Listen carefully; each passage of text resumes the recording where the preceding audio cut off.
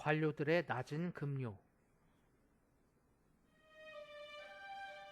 조선시대 관료들의 월급은 매우 낮았다. 조선시대에 관리가 된다는 것, 즉 국가에서 녹을 받는다는 것은 대단한 일이었다. 그것은 자신이 양반임은 물론 자신이 속한 가문의 자손들이 앞으로 4대 동안 벼슬길에 오르지 못해도 떳떳하게 양반 노릇을 할 수 있다는 보증수표였다.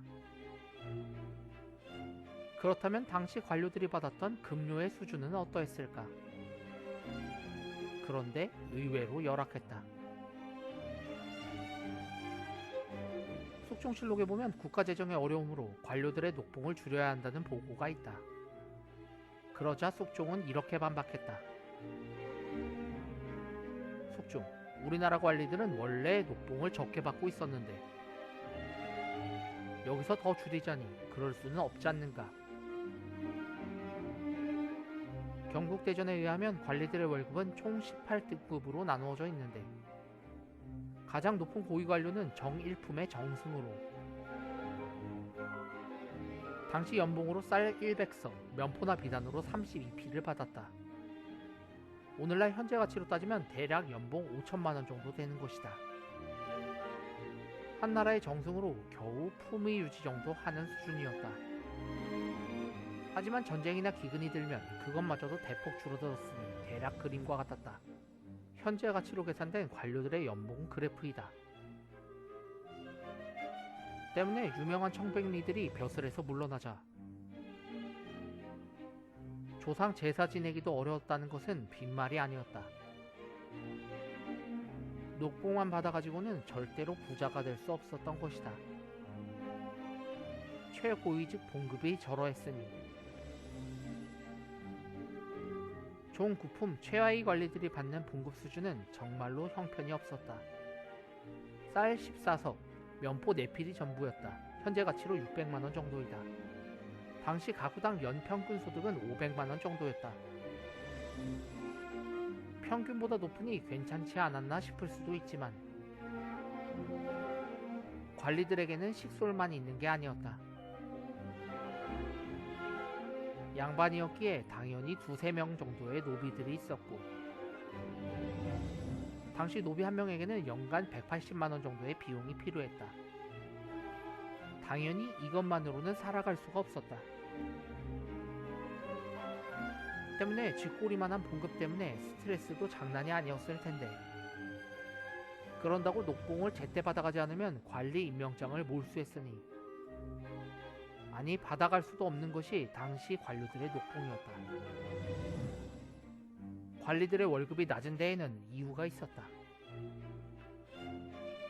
관리들의 월급 수준이 낮은 이유는 무엇보다 국가 재정이 빈약했기 때문이다.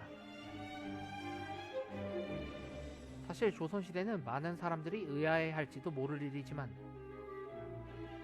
역사적으로도 세율이 무척이나 낮은 나라였다. 오늘날 우리나라의 조세부담률은 25% 정도로 세계 평균 수준이고 북유럽은 무려 50%에 육박하고 있다. 18세기 에도 시대의 일본인들의 평균 세율은 35% 수준이었다. 중세 유럽의 농노들은 영주에게 기본 33%를 뜯겼고 남은 소득 10%를 교회 11조 명목으로 뜯겼다. 대략 40% 정도만 남았었다. 전통시대 대부분 국가에서 30~40% 수준을 세금으로 뜯겼던 것이다. 그렇다면 조선시대는 어느 정도였을까?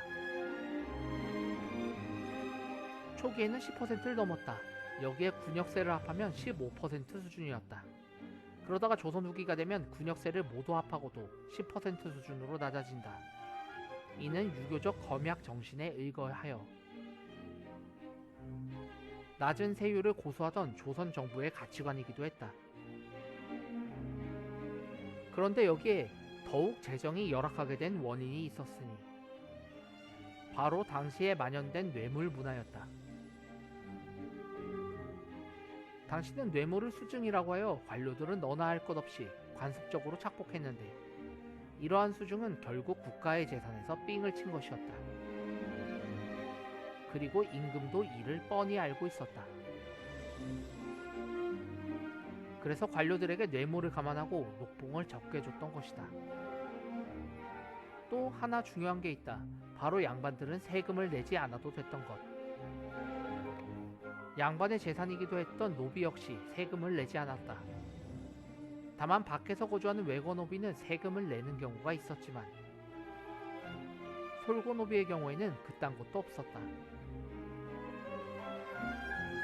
그런데 조선시대는 내내 양반 더하기 솔고노비의 수가 대략 전체 인구의 절반은 됐으니 나라의 세율이 10%라면 실제로 중앙정부가 먹는 부분은 5% 정도밖에 안 됐다는 얘기다. 그런가 하면 한 번 올 때마다 조선의 경제를 휘청거리게 했던 중국 사신단의 접대비 명목과 북방 국경의 군사비 목적으로도 조선시대에는 인구의 4분의 1을 차지했던 평안도와 함경도 일대는 인류지역이라고 해서 중앙에 세금을 바치지 않고 직접 현지에서 군사비나 접대비로 쓰도록 했으니 결국 중앙에서 먹을 수 있는 세율이라고 해봐야 전체 GDP에서 4% 남짓한 수준이었다. 당시 관료들은 얼마나 삥을 쳤던 것일까? 16세기 후반 명종 때 국가의 1년 총세입이 쌀 26만 4천석이었는데 이는 당시 GDP 중 1% 수준밖에 안 되는 규모였다. 여기에 면포세금, 소금 전매 등을 더하면 총 재정 수입은 넉넉히 잡아 GDP 대비 약 2% 정도였다. 참고로 18세기 후반 당시 조선의 생산 비중은 대략 이러했다. 그런데 위에서도 계산했듯이 GDP 대비 4%가 국고로 들어왔어야 했다. 한데 2%만 들어왔다는 것은 2%가 중간에 새어나갔다는 얘기밖에 안 된다. 헐, 그렇게나 많이? 한편 명종 때를 기준으로 하면 관료들의 녹봉으로만 쌀을 14만 석을 지출했으니 녹봉으로 쌀 외에 면포나 기타 지급품도 있었지. 대략 국고미의 50% 이상을 녹봉이 차지하고 있었다. 즉 GDP의 0.5% 정도를 녹봉으로 줬다는 얘기다. 그렇다면 관료들이 삥을 친 금액이 GDP의 2% 정도였으니 관료들이 실질 수령했던 금액은 모두 합치면 2.5% 정도였다. 고로 당시 조선의 관료들은 월급이 100원이라면 삥을 친 게 400원이었고 실제 월급은 500원이었다는 말이다. 이래야 당시 관료들이 수십 명씩이나 하는 하인들을 부리고 수십 칸짜리 기와집에서 살았던 것이 어느 정도 설명이 된다. 물론 당시 관료들은 녹봉과는 별개로 개인적인 재산과 토지도 있었지.